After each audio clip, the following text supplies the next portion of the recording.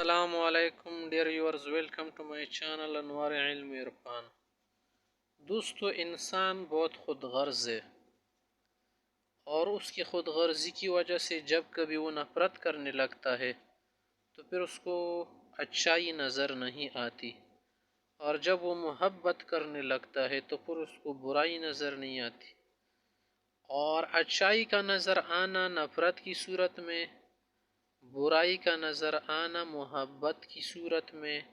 پسند کی صورت میں، تو اس کے لیے کیا ضروری ہے؟ اعتدال ضروری ہے۔ پیغمبر صلی اللہ علیہ وسلم کی ایک حدیث ہے کہ احبب حبیبا ما عسى یکون بغیضک، کہ دوست سے دوستی رکھو اتنی مقدار میں جو کہ معتدل و زیادہ نہیں حد سے، کیونکہ اس کی محبت بعض اوقات نفرت میں، غصے میں بدل جاتی، تو پھر تمہیں پشیمانی ہوگی، شرم آئے گی۔ اور اسی طرح سے دشمن سے دشمنی رکھو، ابغض بغیضا ما عسى یکون حبیبک، ہو سکتے وہ آپ کا دوست بن جائے،